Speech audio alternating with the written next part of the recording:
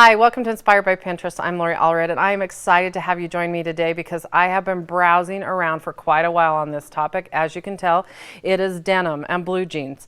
I have been obsessed with this, believe it or not, for quite a few years because I've been collecting all of my family's denim jeans in hopes that one day I will make a denim quilt because I think they're awesome. They'd be great for picnics and camping, and you know, by golly, before I die, I'm going to make a denim quilt. And there's some amazing patterns. I've seen chevron and ones with pockets all over it, and I can't wait to give it a try. So my husband keeps saying, can I throw away those blue jeans or donate them? I'm like, no.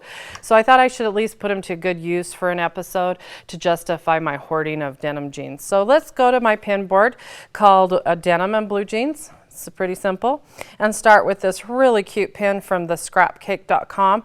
Now I love that she took the pockets. Now you'll end up, as you start to tear through your jeans, you'll end up with a lot of pockets. So she took the pockets and created this darling little organizing framed board to stick her crafting tools in. I thought that was cute. It was just a cute focal point, something you could talk about in your space, and she did just a fun, great job on that.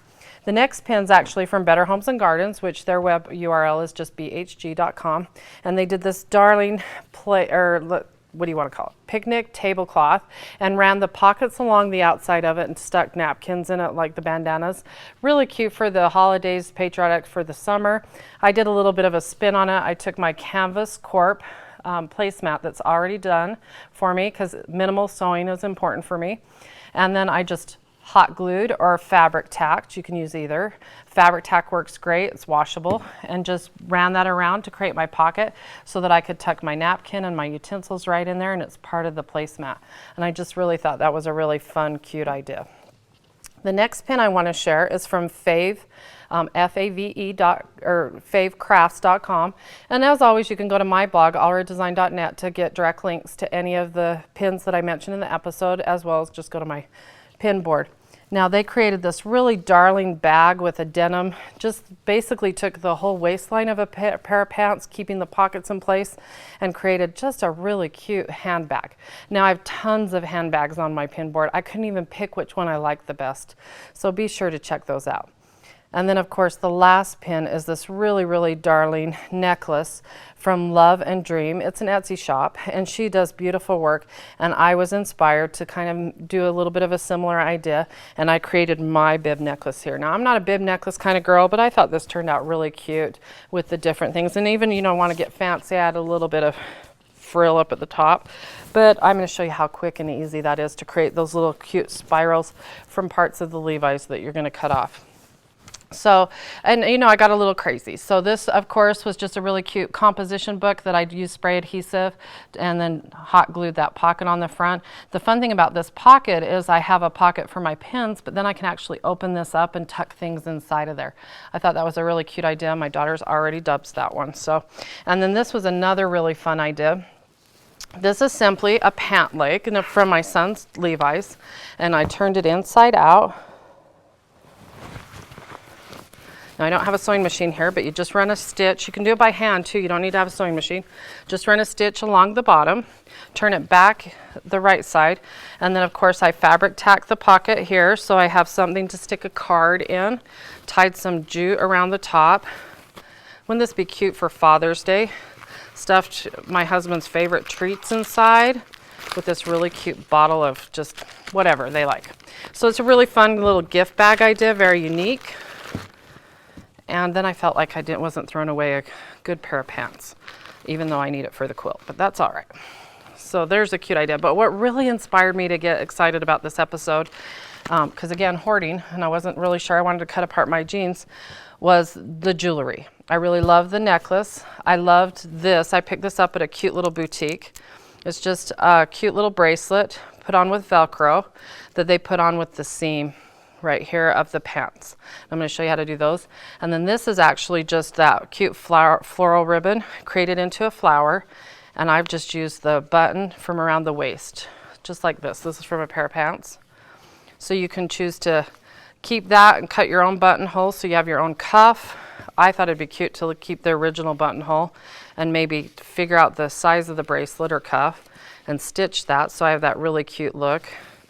And it's so much fun because the buttons are all so different from each pair of pants I go to create some really fun ideas. So the first thing you're going to want to do to create many of these ideas, including the necklace, is find your pair of Levi's. Now, these are just a pair of shorts that my husband, well, he'd probably still wear them if I left them in his closet, but don't tell him I took them out. Now, I love this fun seam that you'll find running down the sides of not all pants. Now, my daughter's pants I noticed didn't have them. A lot of my husband's Levi's did. So that cute seam with the stitching is what's really you're going to have a lot of fun with the bracelets. So you're just going to cut that off, and then this is what you'll end up having afterwards. So I have these cute little, just the seam. Now to create the necklace, I simply took this and started using my fabric tack to roll that, and just as I'm rolling it, add a little fabric tack until you get all done, and you end up with a cute spiral. And they come in various sizes. Some of these are the back side of it, some are the cute trim on the bottom of your Levi's, and you can do that. But since I want to use this for a bracelet, this is what I loved, is I already had a stash of already made flowers, probably from scrapbooking, and I thought, how fun is this? I don't really have to create anything for it. So I'm going to pull out my fabric tack, add a little bit of glue here. This is for my cute little friend, Kendall. She loves orange, she told me. So I'm going to add a little, adhesive to keep that in place. Again, a hot glue would work if you're a hot glue kind of gal. Add that in place, just tack a little bit of Velcro on the end. Now I started this one, I actually cut one of these type of flowers in half, and I thought it'd be really cute to either take maybe our denim flower here and run that. Now this is just one of those twisted flowers that we've shown several times on the craft channel. Kind of tack that there. Maybe add another little flower to the end. Look how cute that is for a bracelet. So you can create your own bracelets. Now here's a fun idea. Keep a little bit of the fabric running down the side of the Levi binding, and then take your scissors and kind of shred that, what do you call it, fray it, so that you have this really cute finished piece, and when it's done you've got this darling little bracelet. Add a flower to it. You can even add the kind that just clip on so you can change it out. So I think you can have a lot of fun. I hope this was inspiring and you'll think about cutting up your Levi's and creating different things with them. And join me next week for some more inspiring ideas.